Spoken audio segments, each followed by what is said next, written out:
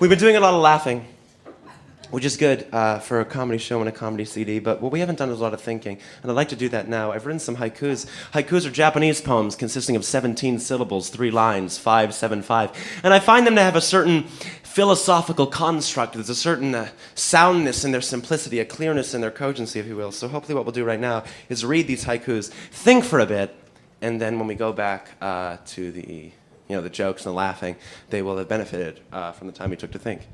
So I guess you just sit back and indulge me and think for a bit, and then we'll go back to the jokes. Could I get some blue light to set the mood?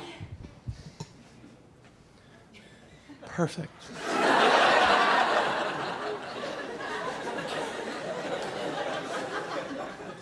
For those of you listening on CD, the lights didn't change, which made it funny.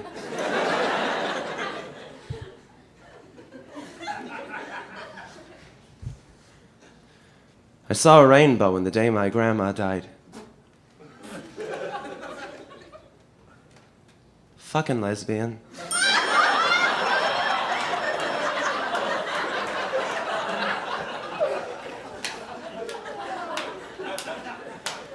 For 15 cents a day, you can feed an African. They eat pennies.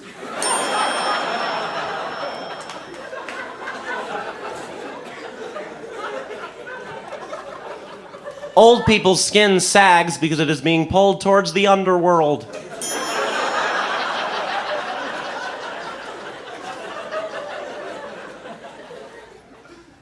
Do unto others as you would have them do to you,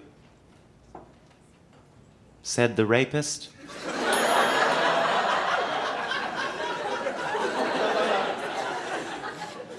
My aunt used to say, slow and steady wins the race.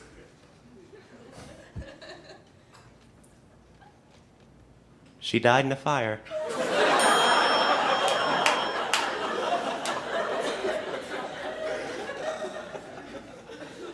Even if he is your friend, never, ever call an Asian person.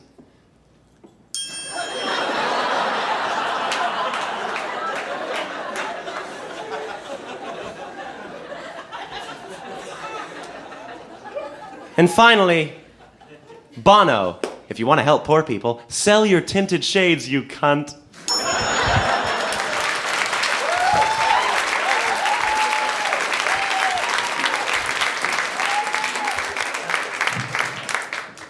Thank you. This next piece is called Sonnet 155, or if Shakespeare had written a porn. It goes like this. I saw the morning dew betwixt thine thighs as I removed my source of Grecian power, as if King Midas dared to touch the skies, upon thy body fell a golden shower. Thy body's temples 2 church bells had rung, upon thy chest a row of pearls bestowed. The sun had set, thy set with weary hung. I thought, how black a night and blue a load. I said, what light through yonder beaver breaks? It is the yeast.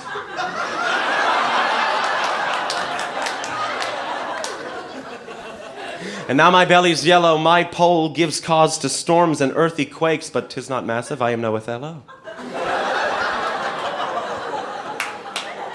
And when that final moment came to pass, like Christ I came a-riding on an ass. Thank you very much.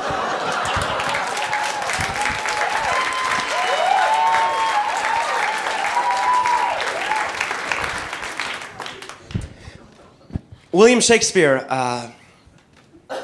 Shakespeare was a verbal contortionist. He could bend his words in the way a contortionist bends his frame, and I would hope that he could with a name like William Shakespeare.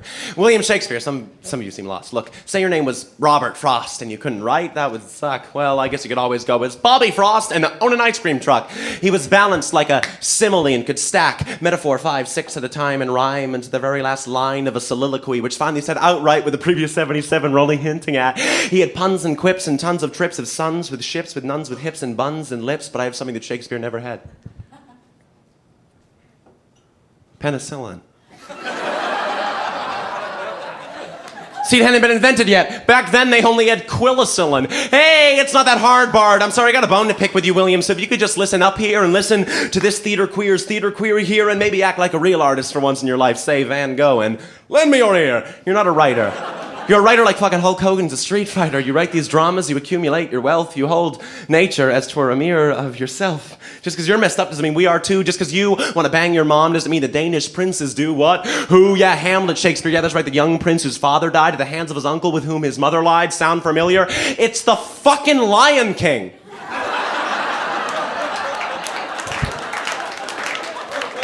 You stole from a Disney movie, you androgynous douche. What's next? The story of a French king on a quest to find his lost son, Nemo. Oh, and by the way, poetic talent is really easy to fake when thy sentences doth no fucking sense make.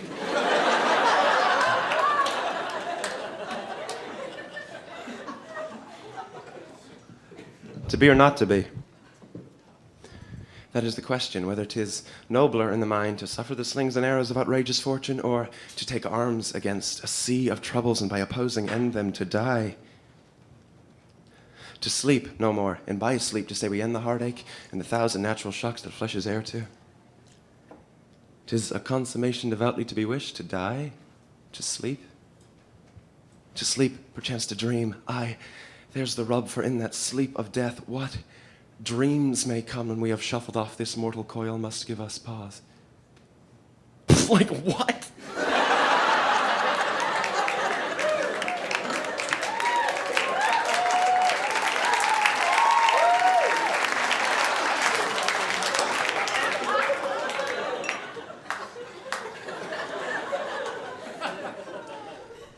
This next song's about quantum mechanics. This next song.